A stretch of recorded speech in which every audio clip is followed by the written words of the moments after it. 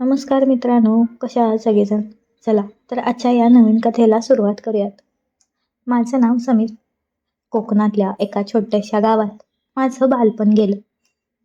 आमच्या घरा शेजारीच निशा वहिनी राहायच्या. त्यांचं लग्न आमच्या गावातल्याच अविनाश दादांशी झालं होतं. निशा वहिनी दिसायला अतिशय देखण्या, सावळ्या रंगाच्या आणि कमरेपर्यंत लांब केस असलेल्या स्त्री होत्या. मी जेव्हा शाळेत होतो तेव्हा त्या माझ्याकडे एखाद्या लहान भावासारखं बघायच्या. पण जसं जसं आम्ही मोठं झालो तसा तसा माझा त्यांच्याकडे बघण्याचा दृष्टिकोनच बदलून गेला. त्यांची चालण्याची डब, त्यांचं बोलणं आणि विशेषतः म्हणजे त्या जेव्हा पावसात भिजायच्या तेव्हा त्यांच्याकडे न बघणं अशक्यच व्हायचं. काही काळानंतर अविनाश दादांना शहरात नोकरी लागली आणि ते वहिनींना घेऊन पुण्यात राहायला गेले. त्यानंतर आमचा संपर्क तुटला. मी माझं इंजिनिअरिंग पूर्ण केलं आणि नशिबाने मला पुण्यातच एका मोठ्या सॉफ्टवेअर कंपनीत इंटरव्ह्यूसाठी बोलवले गेले. आता प्रश्न होता राहण्याचा. पुण्यात कोणाकडे राहायचं? आई म्हणाली, अरे आपली निशा तिथेच राहते, तू तिकडेच का नाही जात? आईने वहिनींना फोन लावला आणि सगळं ठरलं.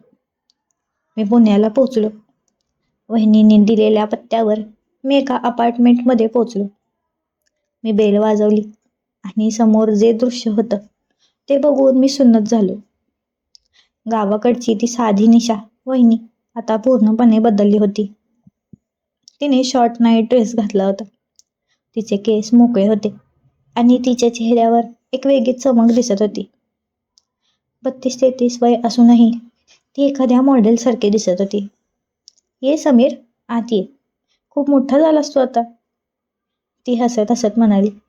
तिने मला पाणी द्यायला वळताच तिची ती पेरदार शरीरयष्टी आणि त्या नाईट ड्रेसमधून दिसणारी तिची ती मादकता माझ्या काळजाचा ठोका चुकवून गेली. अविनाश दादा काही कामानिमित्त बेंगलोरला गेले होते आणि 2 दिवस येणार नव्हते. घरात आम्ही दोघेच होतो. त्यानंतर रात्री जेवणाची वेळ झाली आणि वहिनी किचनमध्ये जेवण बनवत होत्या. पुण्याचे ते छोटेसे फ्लॅट, संस्कृतीतील घर आणि बाहेर पडणारा पाऊस, वातावरणात अधिकच एक प्रकारचा रोमॅन्स होता. मी किचनच्या दारापाशी जाऊन उभा राहिलो. वहिनी तिथे काम करत असताना त्यांच्या अंगावरचे कपडे घामानं थोडे चिकटले होते. वहिनी, मदत करू का काही? मी त्यांना विचारलं. त्या मागे वळल्या. त्यांच्या डोळ्यात एक प्रकारची खोडकरपणा होता.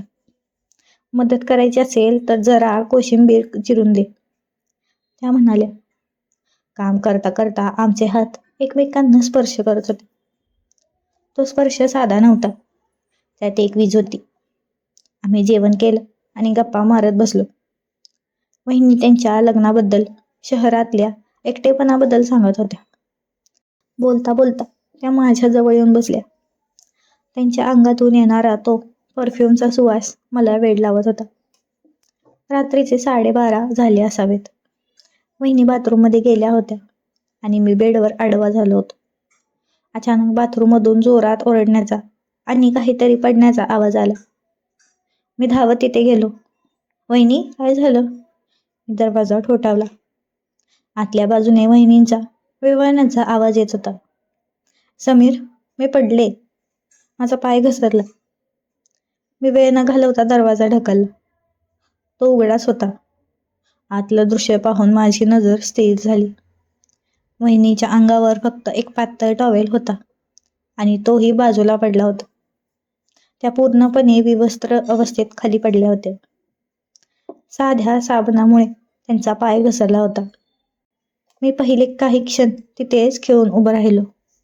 त्यांचं ते सुडोल शरीर, गोरेपान आणि त्या स्थितीतील त्यांची लाचारी माझ्या अंगात शिरशिरी भरली. समीर, बघतोयस काय?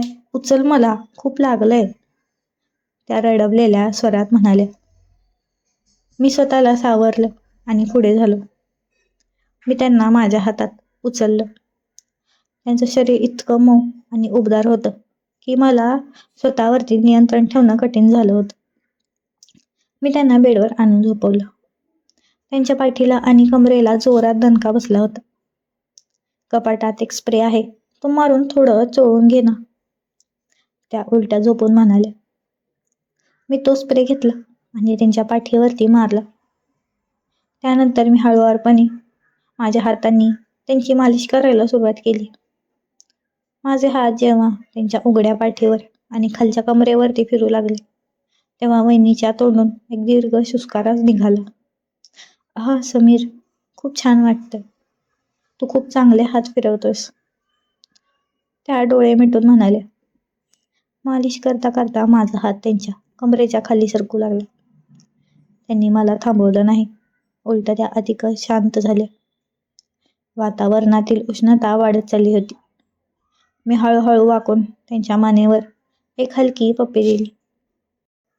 त्यांनी हळूच वळून माझा हात पकडला आणि आपल्या ओठांजवळ नेला. त्या रात्री त्या खोलीत शब्दांपेक्षा स्पर्शाने जास्त संवाद साधला होता. ते असं एक गुपित होतं जे फक्त आम्हा दोघांनाच माहीत होतं. सकाळी जेव्हा सूर्यकिरणे खोलीत आली, तेव्हा वहिनी माझ्या कुशीत शांत झोपल्या होत्या. त्यांच्या चेहऱ्यावर एक प्रकारचे समाधान होतं. त्या 4 दिवसांच्या इंटरव्ह्यूमध्ये मला नोकरी तर मिळालीच, पण आयुष्याची एक सर्वात सुंदर आणि खास आठवणही मिळाली. शहरातल्या त्या छोट्याशा फ्लॅटमध्ये निशा वहिनी आता माझ्यासाठी फक्त वहिनी राहिल्या नव्हत्या. ती माझ्या आयुष्यातील पहिली अशी स्त्री होती जिने मला पुरुषाची खरी जाणीव करून दिली होती. आजही जेव्हा मी पुण्याला जातो, तेव्हा निशा वहिनींच्या त्या रात्रीच्या मालिशची आठवण येते आणि मन पुन्हा एकदा त्या मऊ स्पर्शात हरवून जातं.